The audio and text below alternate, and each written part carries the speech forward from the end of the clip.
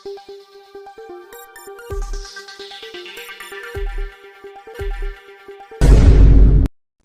હિન્દ દર્શક મિત્રો, રિપોર્ટર પઠાણ યાકુબ રઝા સાથે આપ જોઈ રહ્યા છો ઈ ક્રાંતિ ન્યૂઝ।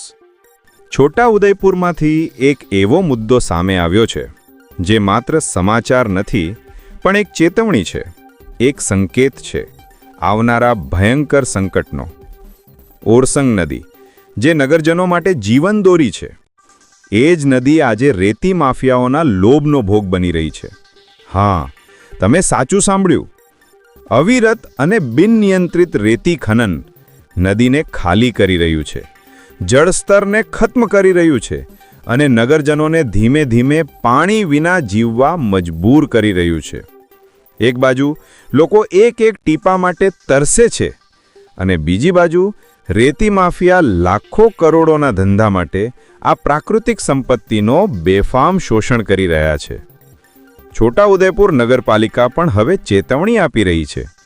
જિલ્લા કલેક્ટર ગાર્ગી જૈનને આવેદન આપી સ્પષ્ટ શબ્દોમાં કહ્યું છે કે જો આ રેતી ખનન હવે નહીં અટકે તો આવનારા દિવસોમાં નગરમાં ભયંકર જળ સંકટ ઊભી થશે।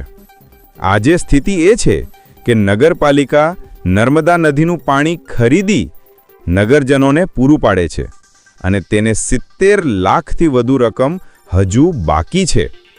જો આ સપ્લાય બંધ થઈ જાય તો વિચાર કરો, છોટાઉદેપુરના લોકો માટે પાણીનો એક ટીપો પણ મેળવવો મુશ્કેલ બની જશે। અધિકારીઓએ તો સ્પષ્ટ કહી દીધું છે કે જો હાલત આવી જ રહી તો નગરમાં માત્ર 10 દિવસમાં એક વખત પાણી આપવાની સ્થિતિ ઊભી થઈ શકે છે।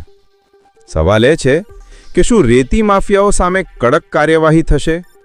શું નદીને બચાવવા માટે તાત્કાલિક પગલાં લેવામાં આવશે કે પછી લોકોની તરસ સામે આ ગેરકાયદેસર ખનન ચાલુ જ રહેશે? હવે સમય છે જાગવાનો, પ્રશ્ન પૂછવાનો અને પ્રકૃતિને બચાવવાનો। આ મુદ્દે વધુ માહિતી માટે જોડાયેલા રહો ઈ ક્રાંતિ ન્યૂઝ સાથે। પ્રિય દર્શક મિત્રો, આપના વિસ્તારની આવી જ તાજી, સચોટ અને વિશ્વસનીય માહિતી મેળવવા માટે ઈ ક્રાંતિ ન્યૂઝ ચેનલને તરત જ સબસ્ક્રાઇબ કરો।